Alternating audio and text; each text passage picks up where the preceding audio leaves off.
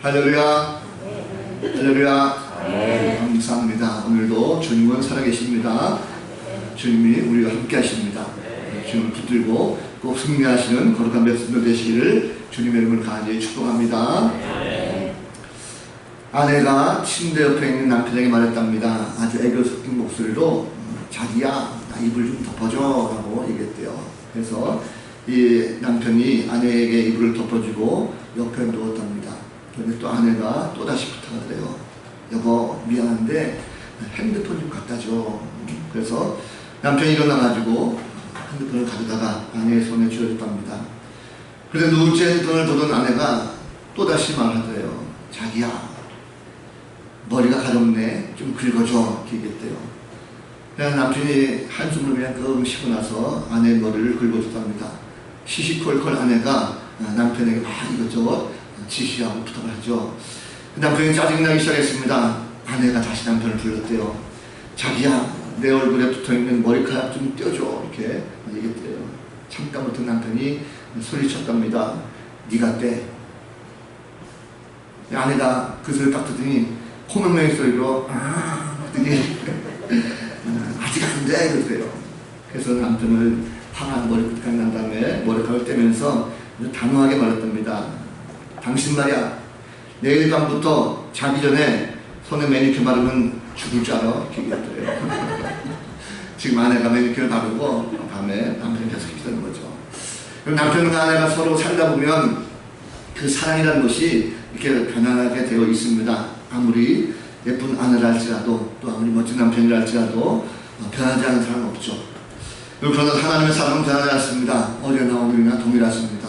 그 하나님께서 우리를 지난 5월 한 달 동안도 사랑하셨고 또 새로운 6월달 6월 한 달 동안도 우리를 사랑하실 줄로 믿습니다. 오늘도 말씀을 통해서 다시 한번 한 걸음 더 주님 앞으로 나아갈 수 있는 귀한 성도들 다 되시기를 주님의 이름으로 다시 한번 간절히 축복합니다.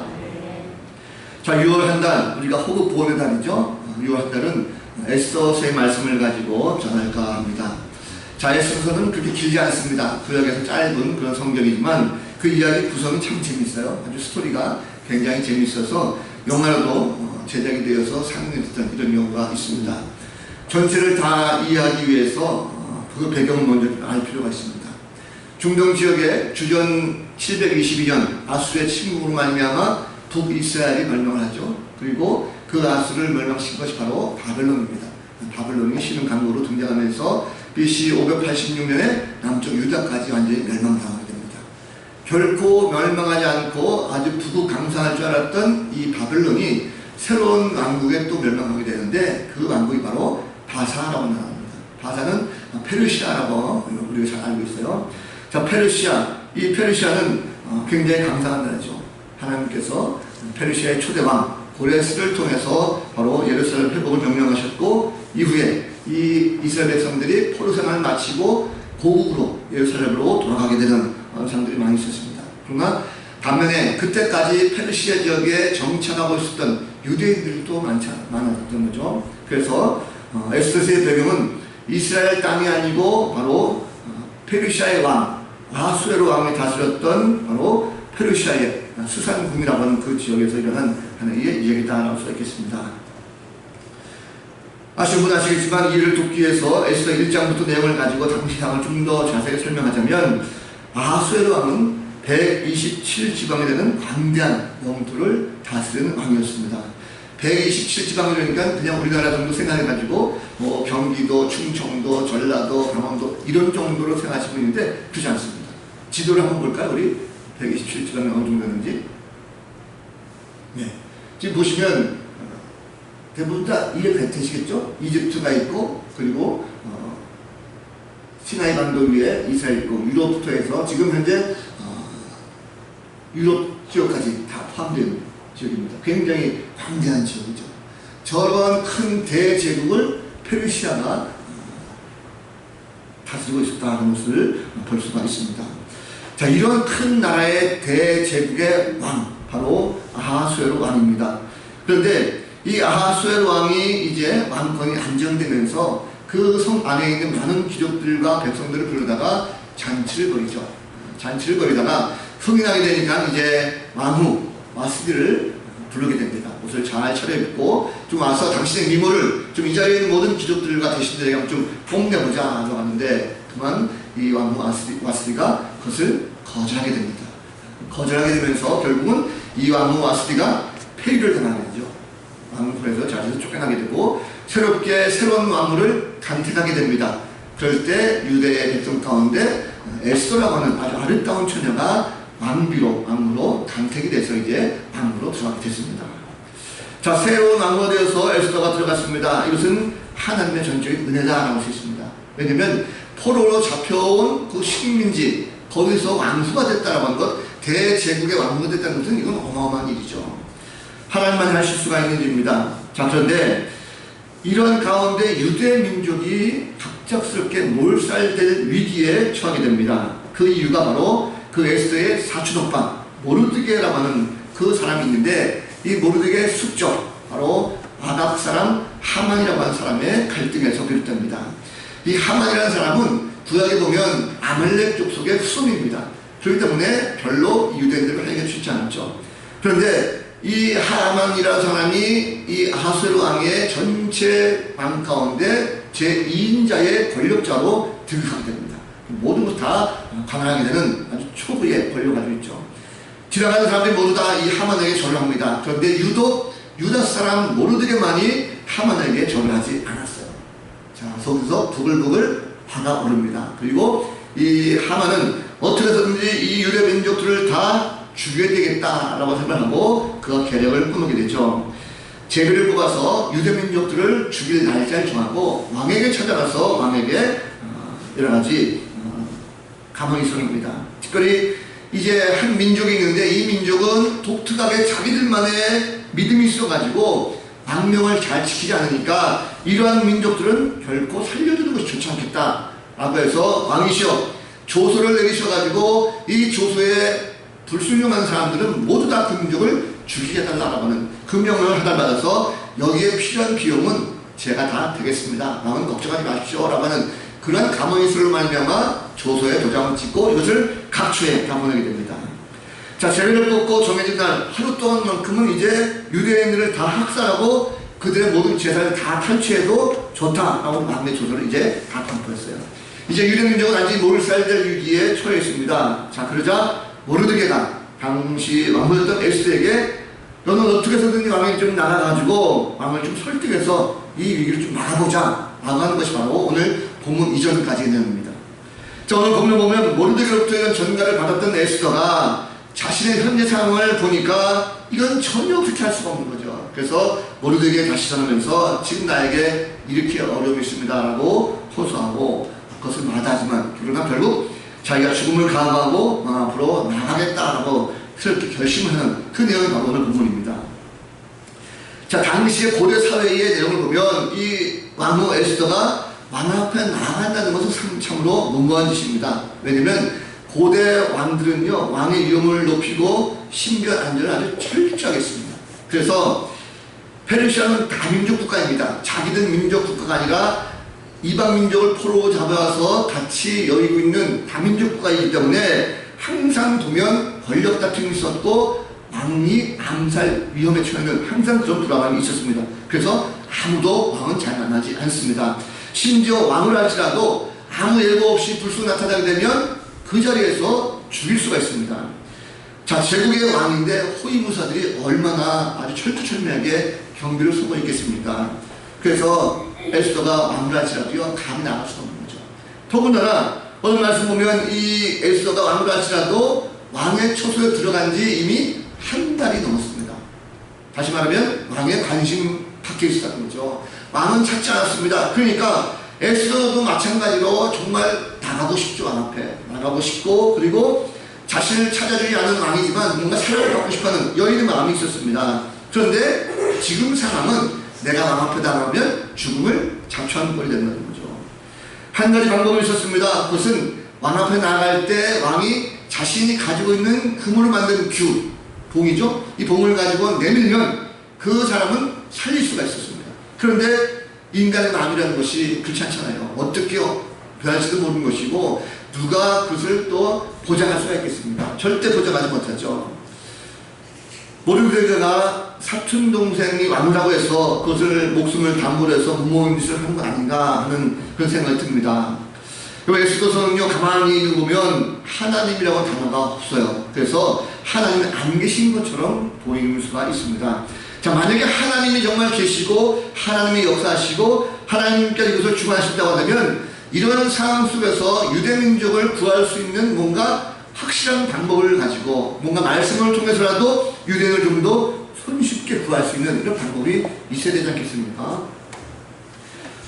그저 막무가내로 마음을 바라볼 것이 아니라 차라리 이럴 정도가 되면 빨리 짐을 싸가지고 다른 곳으로 피하는 것이 상책이죠. 이것은 우리에게 시사가 큽니다. 뭐냐면 현대를 볼 때 오늘날 보면 많은 사람들이 현장의 어려운 가운데 처해 있는 모습을 보면 그 가운데로 직접 나가는 이런 게 없는 것 같아요. 하나님을 알지 못하는 사람들입니다. 믿음이 없는 사람들은요, 어려운 현장 속으로 선뜻 들어가지 못해요. 다시 말하면 내 삶에 어려운 문제가 생기게 된다고 하면 거기에 가지 않으려고 한다는 거죠. 보다 안전한 것으로 찾아가려고 합니다. 그러고 보니까 고난이라는 것이 찾아오면 어쩔 줄 모릅니다. 당황하게 되고 그 자리를 피하려고 합니다. 요즘 코로나19가 단연 이슈죠. 주위에 보면 양천구 확진자가 만성했습니다. 그럴 때 사람들 어떻습니까? 오늘도 아침에 제가 들어오기 전에 양천구 확진자 또 서울 확진자 이렇게 보니까 서울시 내 확진자가 오늘은 57명으로 늘었어요. 저도 우리 양천구의 탁구장이라든지 작은 교회들 이런 교회들이 많이 확진된다라고 이런 소식을 들으면서 사람들 마음이 어떻습니까? 우선 마음속에 두려워하죠. 피하려고 하고 숨으려고 합니다. 그쪽을 가지 않으려고 하죠. 작은 교회를 통해서 확진자가 많이 늘어났다는 사실을 들었습니다. 성도는 어떻습니까? 하나님을 향한 그 마음보다는 오히려 혹시나 내가 잘못하면 걸리지 않을까 하는 그런 두려움이 있어요. 걱정하는 속에서 주일이지만 선뜻 발걸음을 교회로 옮기기가 쉽지 않습니다. 이것이 바로 현실이라는 거죠. 비록 코로나19뿐만 아닙니다. 삶 속에서 보면 믿음이 없을 때에 내게 다가오는 모든 고난 가운데에 선뜻 그 고난을 향해서 내가 부딪히고 헤쳐나가는 모습, 이것이 별로 없어요. 오히려 두려워하고 피하기만 하는 모습이 많이 있습니다. 믿음이 없을 때 사람들은요, 인간의 걱정과 두려움 가운데 올무가 걸릴 수가 있습니다. 하나님을 향한 믿음의 확신, 이 확신에 찬 믿음이 있다고 한다면 어떠한 환경이 있다 할지라도 담대하게 나아갈 수가 있습니다. 그러나 믿음이 없다 보면 우리는 그 자리에서 멈춰 서버릴 수밖에 없다는 거죠. 믿음이 없으면 앞으로 나아가지 못합니다. 눈앞에 있는 죽음의 그림자 속에 두려움과 공포를 느끼고 그 자리에 멈춰 서버리는 경우가 많이 있다는 것입니다. 자, 에스더는 분명히 어려움을 빠졌습니다. 유대 백성들의 처지를 왜 모르겠어요. 그런데 자신도 보니까 왕에게 나아갈 상황이 못됐습니다. 그래서 안 된다, 나는 못 간다 라고 했어요. 그런데도 불구하고 모르게가 너 안 돼, 너 혼자만 살생하지 말고 너 왕에게 나아가 라고 다시 한번 권면합니다. 왜 모르드게가 이렇게 자꾸 권면할까? 왜 에스더가 나가지 못했을까요? 믿음이 멈춰있으면요, 핑계가 생긴다는 소리가 날 수 있습니다. 오늘 말씀 보니까 이 모르드게가 에스더를 향해서 왕에게 나아가서 그 앞에서 내 민족, 자기 민족을 위해서 간절히 구하라라고 당부합니다. 그런데 에스더가 어떤 사람이든지 왕의 부름을 받지 않았을 때 나아가면 그 사람은 반드시 죽습니다 라고 설명했어요. 반드시 죽는 거죠. 그런데 한 가지 방법, 왕이 금규를 내밀어봐야 유일하게 살 수 있지만 나도 지금 왕의 부름을 받지 못한 지 30일이나 지났습니다 라고 말합니다. 이 말을 한마디로 하면 지금 왕의 모습 볼 때 왕의 관심이 나를 향한 애정이 예전 같지 못합니다 라고 이유를 내고 있어요. 그래서 만약에 내가 왕의 말을 무시하고 왕 앞에 나가게 되면 나도 생명을 보존할 수 있을지 장담하지 못합니다. 나도 죽을 수가 있어요 라고 지금 핑계를 대는 거죠.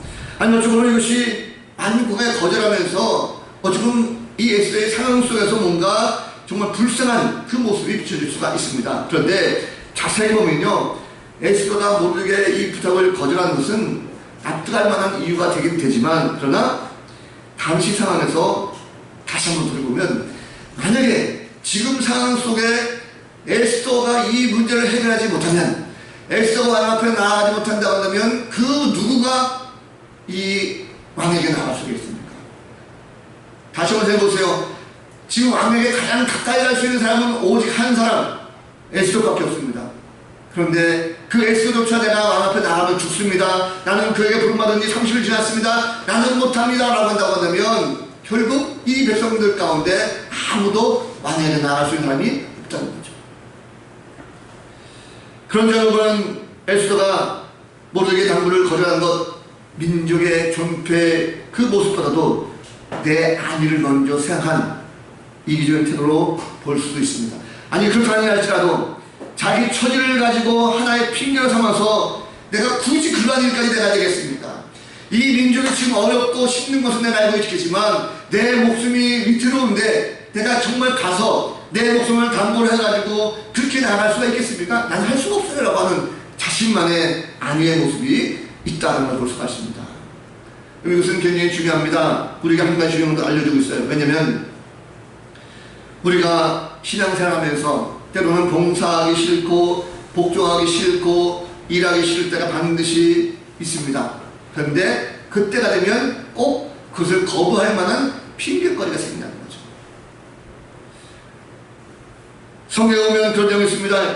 누가복음 14장 16절 이 말씀 보면 예수님께서 한 비유를 말씀하세요.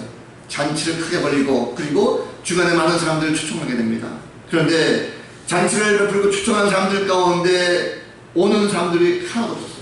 초청을 다 거절합니다. 그런데 거절하는 사람들의 이유를 보니까 하나하나 그 이유가 다 있었어요. 어떤 사람은 내가 새로 밭을 샀습니다. 그 새로 산 밭에 내가 나가봐야 됩니다. 그 내가 잔치에 못 갑니다. 어떤 사람은 내가 소를 5개를 샀습니다. 소를 사서 이 소들을 내가 한번 시험을 봐야 되기 때문에 나는 그 잔치에 나가지 못합니다. 어떤 사람은 내가 장가 들었습니다. 그렇기 때문에 갈 수가 없습니다. 라고 해서 잔치에 배설을 하고 다 불렀지만 거기에 적절한 핑계를 대고 그 잔치에 오지 않았다는 것입니다. 결국 이것이 무엇입니까? 다 그 잔치에 가기 싫다라고 하는 그 이유가 있었기 때문에 핑계거리를 댔다는 거죠. 믿음이 없으면, 믿음이 멈춰서 있으면 늘 핑계거리가 생기기 마련입니다. 여러분들이 이 하나님을 믿지 않고 말씀을 믿지 않고 따라가는 그 마음, 우리가 하나님 말씀을 믿고 따르려가는 그 마음이 없을 때 우리는 간혹 가다가 시험거리가 생긴다는 거죠. 어느 교회도 마치겠지만 우리 교회도 보면 장기 결석하신 분들이 있었어요. 제가 가끔 가다가 전화합니다. 교회 입장에서, 그 목회 입장에서 교회를 전화 걸어가지고 검문합니다. 그런데 대부분 사람들이 이번 주일날 좀 봅시다. 이번 주일 좀 왔으면 좋겠어요. 라고 검문의 말을 하게 되다 보면 꼭 핑계거리가 생깁니다. 목사님, 제가 이번 주에는 정말 회사가 바빠가지고요. 못 나갑니다. 목사님, 제가 이번 주에는요, 꼭 가족들 결혼식이 있습니다. 친척들 몸이 있습니다. 그래서 이번 주 못 갈 것 같아요. 목사님, 이번 주에는요, 내가 몸이 정말 너무 피곤해가지고 나는 못 갈 것 같아요. 이런 핑계거리가 우리 주변에 많이 일어나고 있다는 것입니다. 결국 자기를 합리화해서 핑계를 대고 있다는 거죠. 아마도 우리 스스로가 이런 경험을 한 번씩은 다 했을 것입니다. 그러나 그런 이유들과 핑계들은 결코 하나님께서 용납하지 않습니다. 하나님께서 우리에게 요구하는 것은 그저 철저하게 순종하는 믿음, 그것을 바로 원하고 있다는 것입니다. 여러분, 우리가 믿음의 자리에서 멈춰있지 마시고 좀 더 앞으로 나아가시기 바랍니다. 좀 더 높은 곳으로 올라가시기 바랍니다. 하나님께서 우리에게 더 큰 축복의 자리로 나아오라 말씀하고 있어요. 그 이유가 무엇입니까? 내가 믿음을 가지고 담대하게 나아갈 수 있는 그 자리가 바로 축복의 자리가 되기 때문에 그렇습니다. 내가 기도할 때에 그 기도를 가지고 나아가면 응답의 자리가 바로 거기이기 때문에 그렇습니다. 문제가 생겼을 때에 문제를 해결할 수 있는 자리, 그 자리가 바로 믿음을 가지고 나갈 때에 바로 하나님께서 주신다는 것입니다.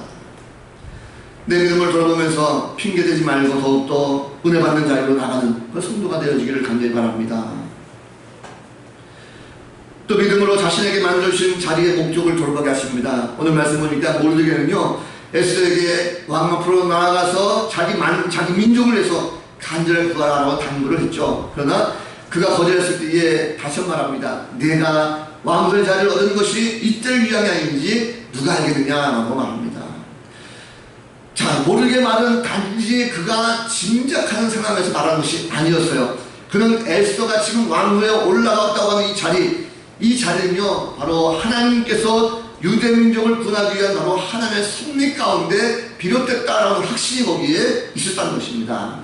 자, 하나님께서 이 모르드게가 하만의 음모를 알고 나서 지난날을 돌이켜볼 때 이 에스더가 왕후가 된 것이 바로 그렇구나, 바로 조카 에스더가 왕후가 오른 것이 바로 이때를 위해서 하나님께서 준비하신 것이구나라는 것을 모르드에게 깨닫게 하셨어요. 그렇기 때문에 에스더에게 강하고 담대한 마음을 가지고 나아라라고 말씀하는 것입니다. 자, 에스더를 페르시아의 왕으로 높인 데는요, 유대인들의 구원을 위한 하나님 원대한 목적이 있었습니다. 그런데 중요한 사실은요, 에스더의 그 당시 에스더만 이 높이는 그 원대한 목적이 있다는 것이 아니라는 것입니다. 다시 말하면 하나님께서 쓰시는 사람은 시대를 막론하고 그 사람은 그 때에 그 상황 속에서 반드시 높여주시고 쓰시는 경우가 있다는 거죠. 이방왕이었던 페르시아의 고레스 왕도 씁니다. 여러분, 이방 사람은 어떻게 하나님께 들어 사용하시겠어요? 그런데 그가 왕이 되었을 때 바로 유대민족들을 다시 돌아가게 하는 이런 역사도 볼 수가 있었습니다. 그를 통해서 바로 바벨론을 심판하시고 이스라엘 다시금 귀국하게 되는 이런 도구로 쓰여지는 거죠. 우리는 모두가 다 그렇게 하나님께로 부름받고 채워지는 사람들입니다.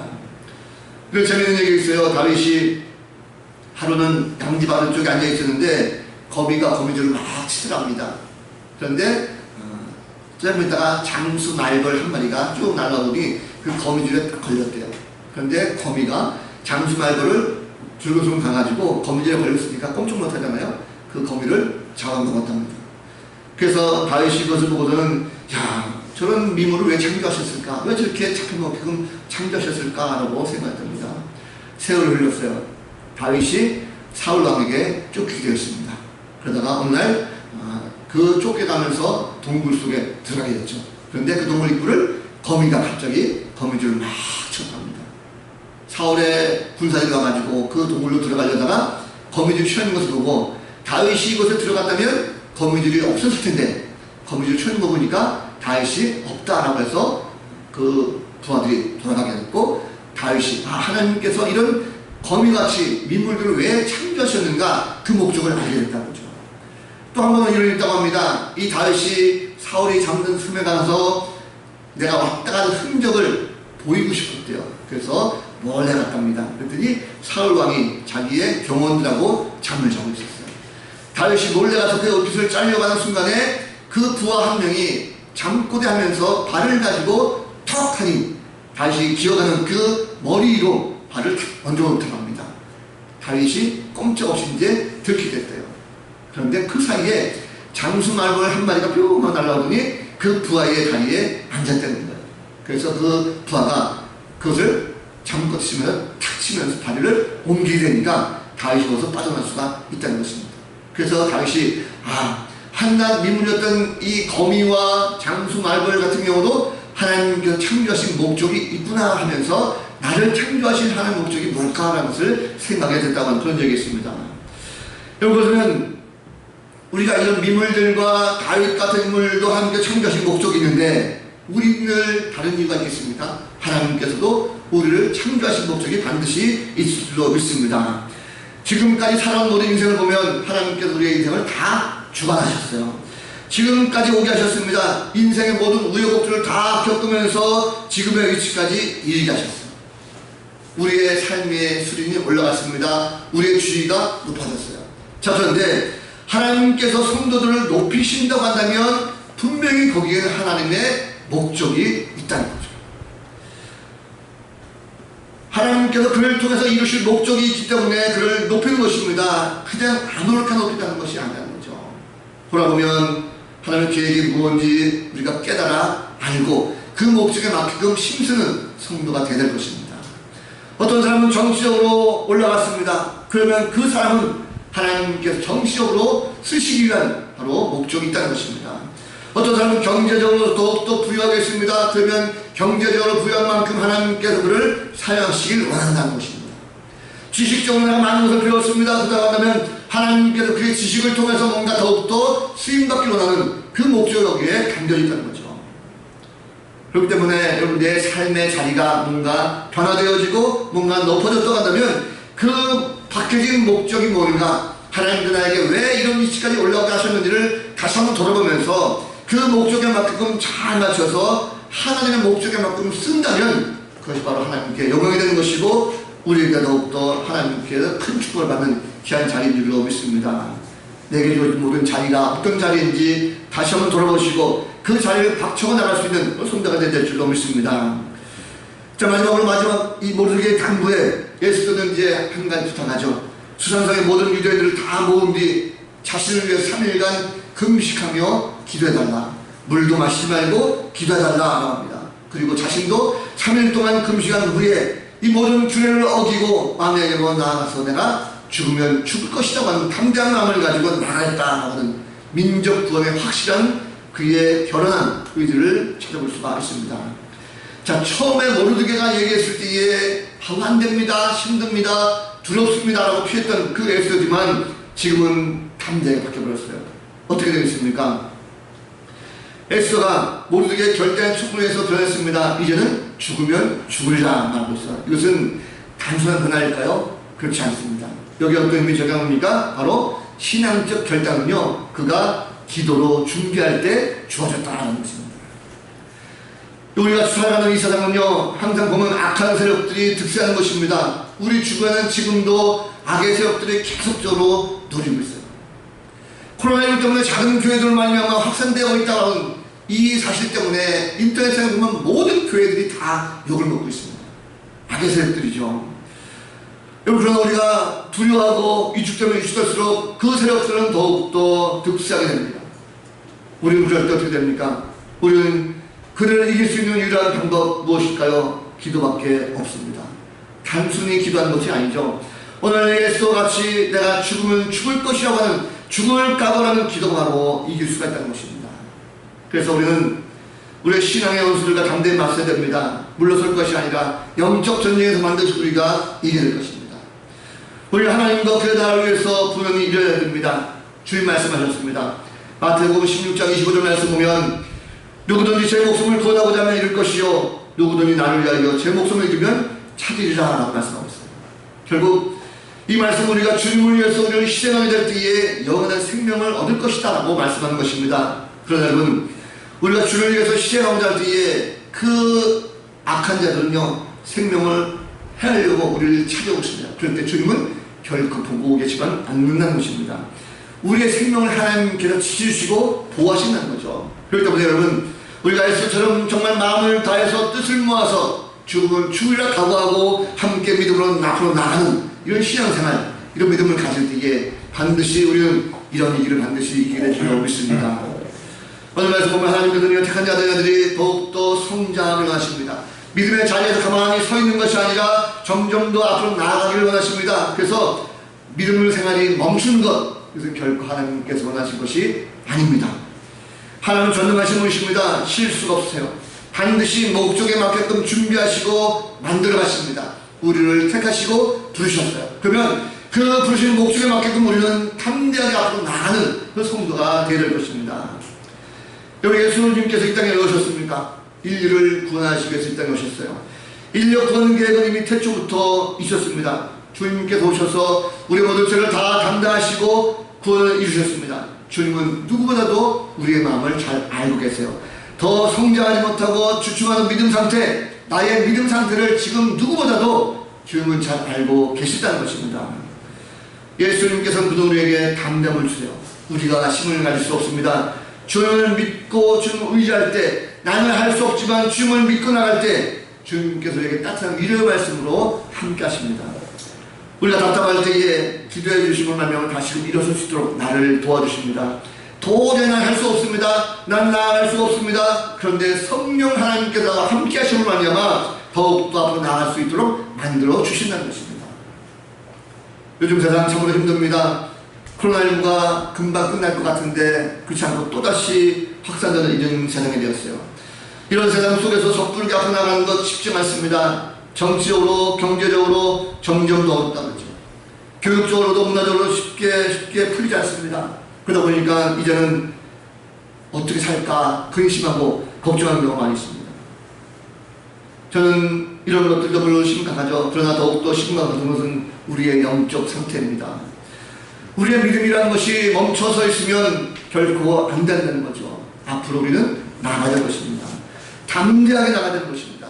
비록 눈앞의 상황은 어렵다 할지라도 그 자리에 멈춰서 있거나 주저앉으면 안 된다는 것입니다.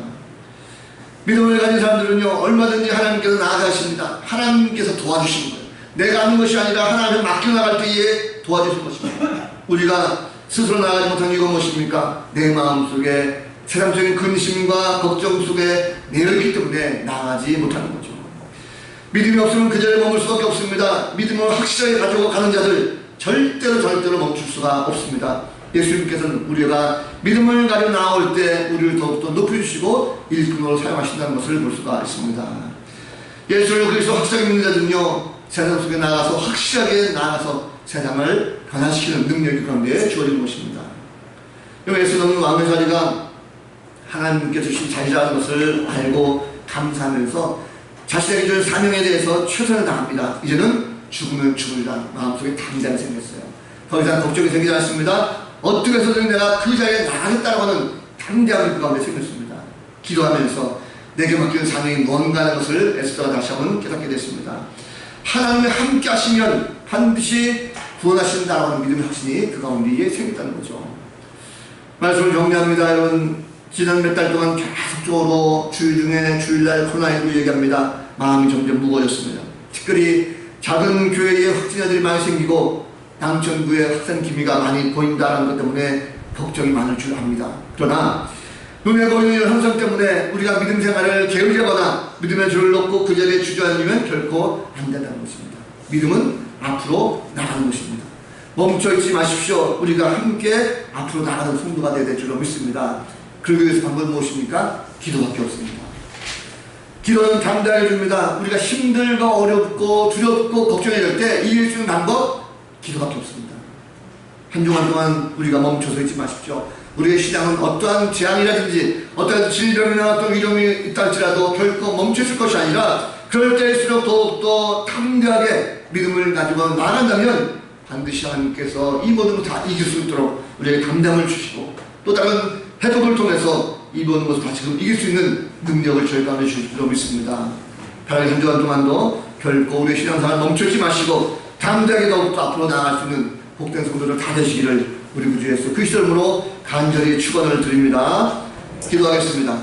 거룩하신 하나님, 에스더와 모르드게 유대민족에게 닥쳤던 민족의 어려움 가운데 그 위기 가운데서도 하나님 다시금 자신들을 돌아보면서 믿음을 점검케 하시고 새로운 용기와 꿈과 소망을 주신 것 알게 하시니 참 감사합니다. 우리도 이 땅 살아가면서 눈으로 바라보면 여전히 힘들고 어렵다 할지라도 어떤 것이 옳은 것인지 다시 한번 돌아보기 원합니다. 낙심하고 절망하지 않고 우리가 믿음 생활 점검하면서 더욱더 앞으로 전진해 나갈 수 있는 믿음의 일꾼을 다 되도록 복내려 주옵소서. 한 주간 동안도 주만 믿고 나갑니다. 어떤 행동 속에 있다 할지라도 절망 가운데 머물지 않게 하시고 더욱더 강렬한 믿음 가운데 앞으로 전진하며 승리하는 복된 백성들 되게 하여 주옵소서. 감사드리옵고 예수 그리스도 이름으로 간절히 기도하옵나이다. 아멘.